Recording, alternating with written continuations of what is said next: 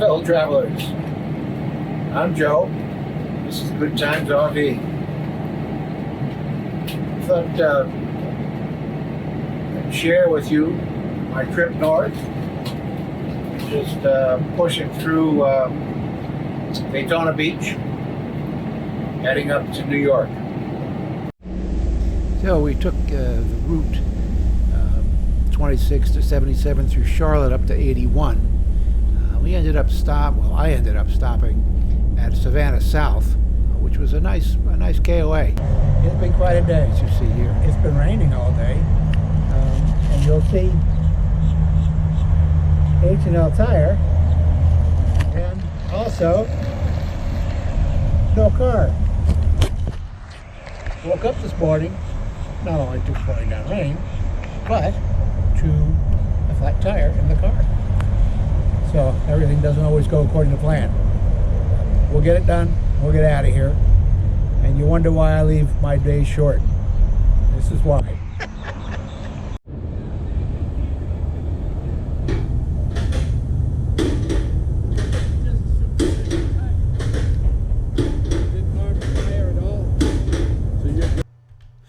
Well, in defense of these folks, they said I didn't have a problem. I didn't have a flat tire. What I had was a bad valve. They didn't find that, unfortunately. So this fix did not work. Heading north again, heading up 77 to another KOA. But between weather, this tire that they told me it didn't have a flat, but I kept losing air, so I was confused. And it was weighing on me all day, distracting me from between that, the weather, and not really clear where I was going, other than it was in a KOA and it would be just off the highway. But that came back to bite me. And the one I failed on is Know Where You're Going. I had some problems I'll show you along the trip. It distracted me. I got a little overwhelmed, made a wrong turn, literally ended up on Dusty Loop, which was a mistake. It was 2 tire tracks and 2 ditches. And I was down in some neighborhood and was saved by neighbors, friendly folks. They came out and said, "Oh, you're going to KOA?" I said, "Yeah." Following GPS, I said, "Yeah." I said, "You're not the first one." So they got me turned around. They pulled my car off. I backed up and turned down backed up a dolly, got it down on a driveway, and turned around. They loaded the car back up for me, and pleasant all the time. So Randall and his clan came out and really did an excellent job for me. But here we go. I'll show you the trip. Long-winded, but I'll show you the trip. So here's the exit sign, Camping KOA. This is from Google Street Maps. And straight ahead is the entrance ramp for 77. You'll notice here, I'm getting off. The road is Amity Hill Road. I'm there, looking onto the entrance ramp to 77. No sign, so I'm thinking I have to go right. Well, in fact, the KOA is all the way up there. I turned right down here, and Google says, make a right here. I'm not realizing that Google is trying to turn me around down Dusty Loop. Well, I got about there and realized that this is wrong. I needed to go to Statesville I-77 KOA. So I got turned around. Randall and his folks got me turned around. I got to the pull-through, and it had a platform. No ramp. Well, I got talking to the folks, the groundkeeper. I said, "Hey, do you got a lift? Do you have a front loader and you got gravel?" He said, "Yes." "Make me a ramp." So he did. He made me a ramp with a little bit of gravel. So here's the offending valve stem. We did get that fixed. Good morning. Yeah, you see the tires behind me. Tire issue has not been solved. It was actually, it is the valve stem. I noticed that coming up here. I'm now in Statesville, North Carolina. but I noticed that when I wiggled the stem, I could get an air noise. So, got to get it fixed. Well, I hope the tire saga is now done. We stopped here, and thankfully, we had a nice open lot here. I could pull the RV in, and we put a new valve stem in. Hopefully, we're done with fooling with that tire and get on our way. See you at the next stop. You can bet that I checked the map twice and 3 times because they were going to send me down this road for many miles. And I had no idea where I was going other than looking at Google Maps, looking at the satellite pictures, and yes, I'm hoping that, in fact, at the end of this, there's a KOA and not a dirt road. But I triple-checked after my experience with Dusty Loop that this was going in the right direction. This trip had many, many roads like that. Here's the map, Google Maps, heading to the KOA. There's the entrance to the KOA, and it looks paved. There we are in our pull-through site. Beautiful spot in the woods, and it was nice. The fellow in the black pickup truck here to the left helped me hook up because it was basically down a cliff, and he was very nice and asked what time in the morning I was going to leave, and sure enough, he was there bright and early, waiting for me to come out and get unhooked. He was a very nice fellow. But I spent the night there. It was a nice, quiet night. And you can see here that it's early in the fall. The leaves haven't changed yet. But we're pulling out. And again, roads were narrow, so you had to really know tire placement and how the trailer was going to track, etc. The dolly, in my case. But we had good signage. And we're, kind of moving along, and they helped you, though there were some things that you had to pay attention to that were not called out. And there's one here coming up that other people have caught. I was lucky to miss it, but this platform was sticking out, just ready to grab the edge of your RV. Some folks, I guess, with fifth wheels had whacked that pretty hard. But here we go. And of course, this is triple speed. It felt like I was going this fast, but I was not going any nearly this fast. But this is the road out, no shoulder, and I was just waiting to meet a milk truck coming the other way, but luckily, no Class 8s this morning coming the other way, and we just made it through here, and very convenient that there was a fuel stop. A large fuel stop you'll see coming up here.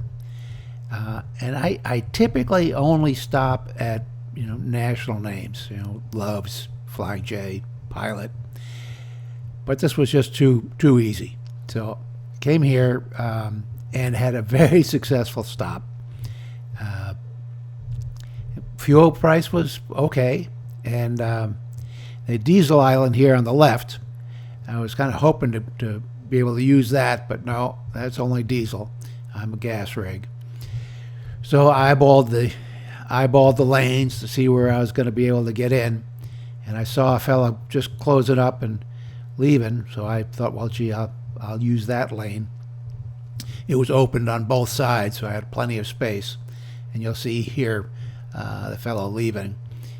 Just off to the right here, you'll see him pulling out, and left that whole lane open for me. So I was able to pull in without risk of damaging another car. And it's always tough to squeeze into these spots. Hard to get real close. But I was close enough. And with my camera, I'm able to eye the pump through the camera to know I can line up fairly easily. Still getting used to that. But here we go. We're pushing north again. More rain. It was endless rain on the trip north, but we kept going, and here we are towards the end. Once we get into the northeast, it was endless construction, and you'll see here I'm in the left lane because they've asked everyone with trucks to go in the left lane because the right lane has no shoulder and it's a hard barrier, so that they were big trucks they wanted in the left lane. So I stayed in the left lane here, and follow the truck in front of me. But this is typical Northeast. Roads are narrow, busy, and you have to be on your toes. Really have to be on your toes to be driving up here. But you'll see here that I'll be pulling over here in a second to get off. We're in Pennsylvania, heading into Kutztown. The GPS sent me on a tour, if you will. And I knew at this point, I knew what exit I was going to get off, and I was wondering why the GPS was sending me a exit early. And you'll see in the opening that green truck that came and pointed me nose to nose. Well, that was the detour on the GPS. This video is long enough. I don't want to go into all the GPS and all my complaints about GPSs. I run my GPS in the RV, and I run my phone with Google Maps or the Apple Maps running, just so I know, kind of what the options are. And the instructions to this campsite also said, beware of your GPS. It'll try to send you on a tour of the countryside. So here we are, finally. This was a 4-day journey to get here. I pushed hard. This was not a camping trip. This is a mission. So I pushed hard to get here. And I staged here in Pennsylvania and made trips with the car into New York City, just to make it a little easier on everyone. Going into Manhattan with the RV is suicide. So I was thinking of getting closer, but I couldn't find a campground that was even closely reasonable. They're talking, 150, 200 a night when you get in close. There's one right on the Hudson, and that would be very convenient, but it was like 200 and change a night. It just didn't make any sense. And it basically is a glorified parking lot. Maybe not even glorified as a parking lot. So I stayed here. This was a very pleasant, a very quaint Pennsylvania town, Pennsylvania Dutch country. It has a university, so it's a university town. So the amenities are good.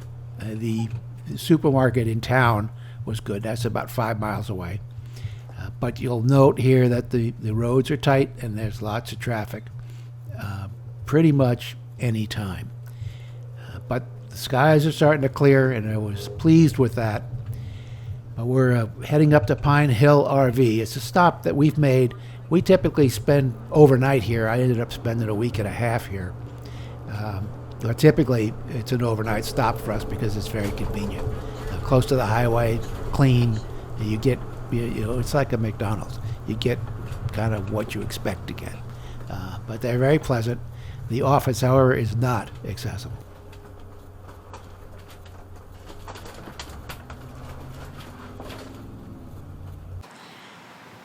Well, here we are in Pine Hill RV Park.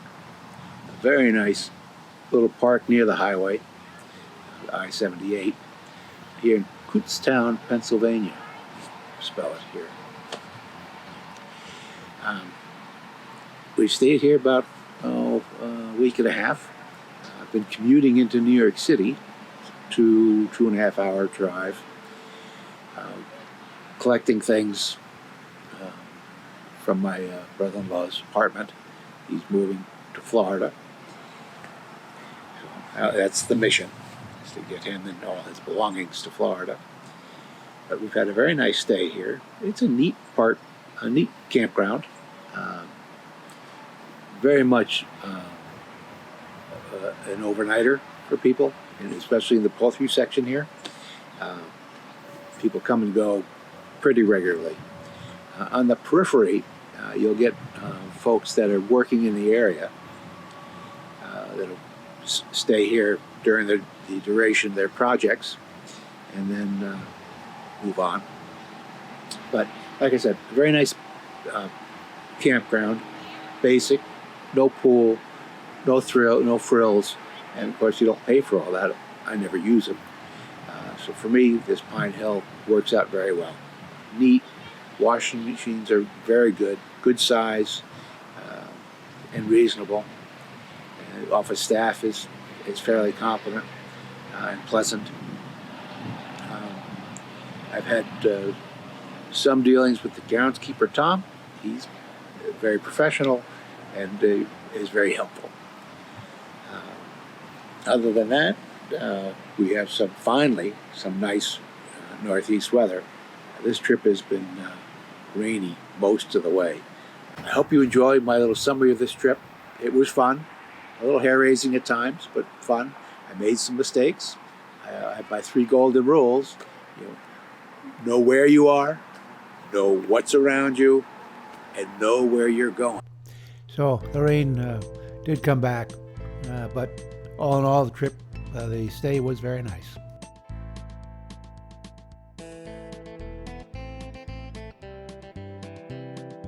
In the distance there, that's the World Trade Center in downtown Manhattan.